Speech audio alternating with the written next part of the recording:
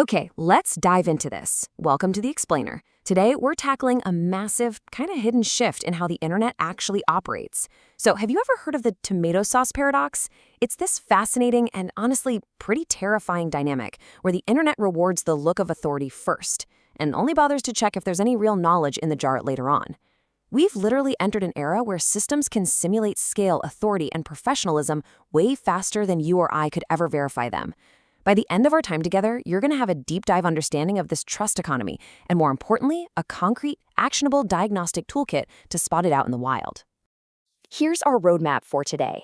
We're going to cover the epidemic of synthetic authority, cosmetic trust and emotional traps, a super practical 7-question verification framework, the friction principle, and finally, wrap up with the future of verifiable trust. All right, part 1, the synthetic authority epidemic. We are living through a profound shift right now. The cost of manufacturing credibility has basically collapsed. And this brilliantly illustrates the stark contrast we're dealing with. On one side, you have the cost of appearance. I mean, think about it.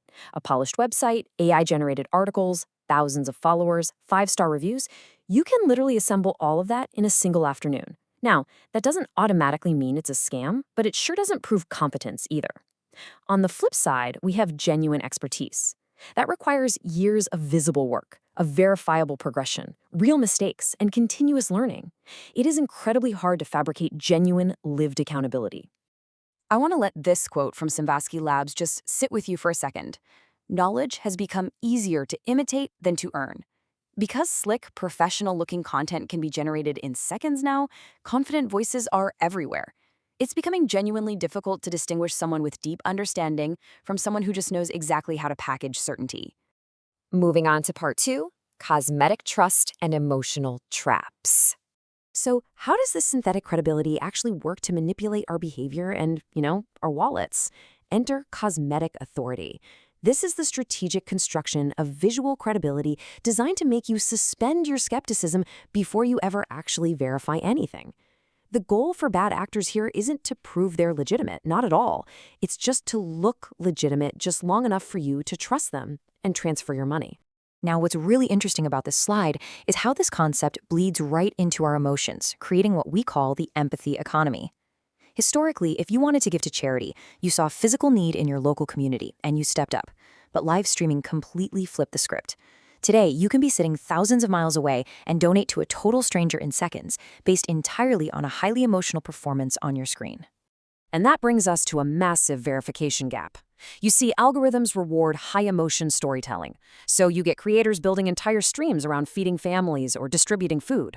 But the danger is, once you engage, you're flooded with competing, emotionally charged content. And we're stuck in this gap where we just cannot verify if the humanitarian aid we're watching is genuine or if it's just a performance perfectly optimized to get your cash. All right, let's pivot to part 3, the 7-question verification framework. Let's move from the problem to the solution. Before you pay anyone online, you need a structured way to evaluate them. This is your toolkit. First question, can their professional claims be verified independently? Meaning, does their credibility exist outside of their own marketing ecosystem? You want to look for official registrations, recognized professional memberships, things like that. If every single proof of their expertise points right back to a website they control, yeah, that's a huge red flag. Question 2, does their professional history show a believable progression? Like we talked about, real expertise doesn't just appear overnight. You're looking for a consistent timeline of gradual growth, past projects, employment history. Honestly, a messy, realistic timeline is always way more trustworthy than some perfectly polished, overnight success story. Third, do they explain their work or do they only promote the results? Marketing is always going to hype up the outcomes. But a true professional, they'll talk about their process. They'll discuss the trade-offs, their methodology, and even the uncertainty in their field. That level of depth is a lot harder to fake than blind confidence. Fourth, how do they respond to thoughtful questions? Genuine conversation is a huge credibility signal. If you ask a specific question, do they give you context and explain their reasoning, or do they immediately try to redirect you into a sales pitch? Skipping ahead to the end of the framework here. So the crucial point is accountability visible? Long-term credibility relies on operational transparency. What happens when things inevitably go wrong? Is there a clear legal entity? Are the dispute policies actually understandable? Real experts leave evidence of accountability long before a problem ever pops up. Which leads us to part 4, the friction principle. I absolutely love this concept. The friction principle is such a powerful diagnostic lens for checking if an online story is authentic. Real work always has friction, right? Projects fail, timelines get delayed, data contradicts your expectations. If an expert's story sounds perfectly linear and flawless, you should probably suspect it was generated by software, not actually lived. Remember, perfect stories entertain, but imperfect, specific ones, those are the ones that actually persuade. Let's move to and see how this builds into a strong argument structure. True professionals build confidence by educating you on the actual mechanisms behind a problem before they ever pitch you a fix. It goes from a visible symptom to a hidden cause, and then to a transparent solution.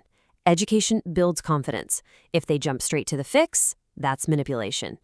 Now, if you're a creator yourself, this is a fantastic before you publish audit tool. Ask yourself, could a generic AI prompt have produced this? Is there a detail that only direct experience would reveal? Does every major claim have backing? Is the specific impact explained? And will the reader actually get a testable action out of it? If you're answering no to multiple questions here, your content might be informing people, but it definitely isn't convincing them. Finally, part 5, the future of verifiable trust. Let's zoom out for a second. In a world where credibility and influence can literally be bought with incredible ease, true, verifiable trust is going to become the absolute most valuable asset you can have. Because once the appearance of credibility is cheap, trust is no longer just an automatic result of popularity. It has to be constantly demonstrated. Demonstrable authenticity is, for sure, the ultimate competitive advantage going forward. Which leaves us with this really provocative final thought directly from the source material. The internet is going to keep pumping out more digital experts every single day. The real question is, are we learning to distinguish expertise itself from the increasingly convincing appearance of it? I really hope this diagnostic toolkit helps you navigate the synthetic economy and protects your trust and your time. Keep asking those hard questions, look for the friction, and thank you so much for diving into this explainer with me.